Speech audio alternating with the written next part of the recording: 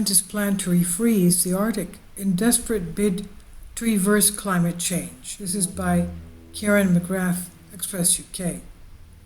And this article was written at the beginning of May, way before the tremendous heat wave that has struck Britain and more is expected. Radical ways of reversing climate change, including refreezing the North Pole, the Arctic, and sucking harmful excess carbon dioxide out of our atmosphere, and greening, quote-unquote, the oceans are among the ideas being considered by a new team of Cambridge University scientists. It's from the Center for Climate Repair and is part of the university's Carbon Neutral Futures Initiative. It's spearheaded by Dr. Emily Schuckberg. The project is being coordinated by Professor Sir David King, the former UK Chief Scientist Advisor, as Special Representative for Climate Change, who explained time is no longer on our side. And he adds, "What we continue to do, what we do that is new, and what we plan to do over the next 12 years will determine the future of humanity for the next 10,000 years."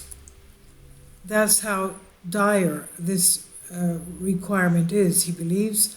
One of the geoengineering ideas being considered by scientists is spraying salt water high into the atmosphere to whiten the clouds, quote-unquote, in the Arctic region to reflect heat back into space and bring about refreezing. Another proposal is regreening and greening areas of the planet with vegetation on sea and on land to remove carbon dioxide from the air. And as we know, carbon dioxide, even the carbon dioxide that is being released by the very increased volcanic activity and earthquake activity also releases carbon dioxide. It's not just human activity. This increases the heating effect in our atmosphere. Now, in October last year, the UN's Intergovernmental Panel on Climate Change, the IPCC, warned that changes on an unprecedented scale would be needed by society to keep global temperatures from rising more than 1.5 degrees Celsius pre-industrial levels, above pre-industrial levels. The panel said that countries need to cut carbon emissions by 45% by the year 2030. Basically in 10 years. How can they cut 45%, almost half in 10 years? We'll see.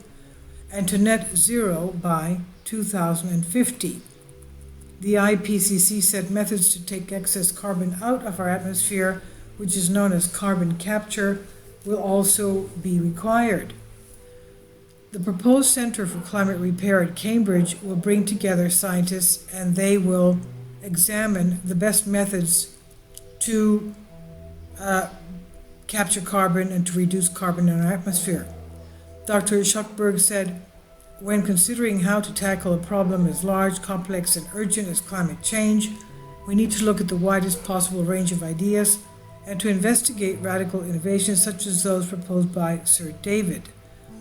And he goes on to say, in assessing such ideas, we need to explore all aspects, including the technology, the advances required, the potential unintended consequences and side effects, the costs, the rules and regulations that would be needed, as well as the public acceptability.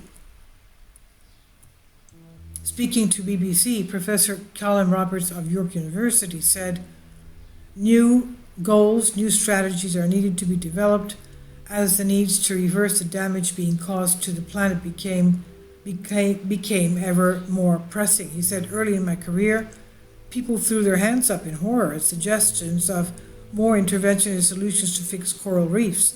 Now they're looking in desperation at an ecosystem that will be gone at the end of the century, and now all options are on the table. At the moment, I happen to think that harnessing nature to mitigate climate change is the best way to go, but I do see the legitimacy of exploring more radical options as a means of steering us towards a better future," end quote. The UK government survey released this week suggests public concern about climate change has hit new highs as the issue has risen up the agenda in recent months. Polling for the Business and Energy Department found 4/5 of the people are now fairly or very concerned about climate change, the highest level since The regular survey began back in 2012. The issue was brought to the future recently as the result of protests by Extinction Rebellion activists, which brought large parts of London's transport network to a standstill in April.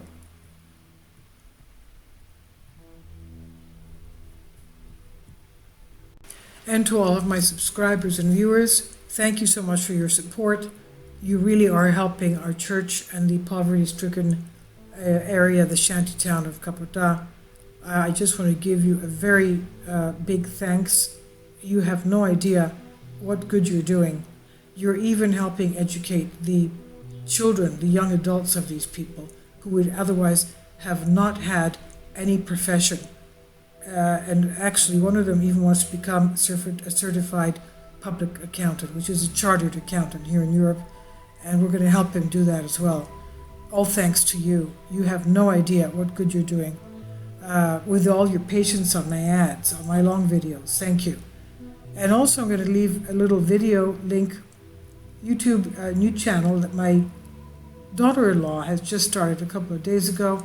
It has to do with little videos for babies, basically, 1-year-olds, 2-year-olds and up, having to do with, of course, English language, their ABCs, their letters, their shapes, and all the things that will be fun and interesting for them to watch. I'll leave a link below for you for this. The channel name is called TOYSCOVERIES, like toy discoveries. TOYSCOVERIES. Thank you. I hope you subscribe. If you have children or grandchildren or friends, please tell them to take a look. Thank you so much.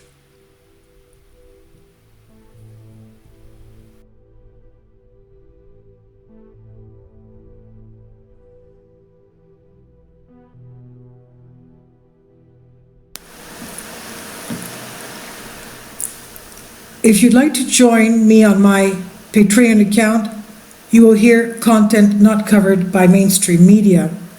These riveting stories will be based on my research, and I will state my opinions and give my personal insight on diverse and controversial subjects and world events not covered by mainstream media, and not supported by YouTube guidelines.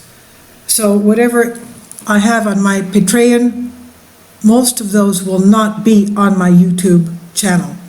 Please consider becoming a member today. More of the most significant and important videos will be on my Patreon channel. Your support helps me to continue my research and keeps this YouTube channel alive. And we depend on your support, your generous charity, because we help economically challenged families here in Athens, Greece, in Kapota, and we also help the young generation with university tuition and the community around our church. Thank you.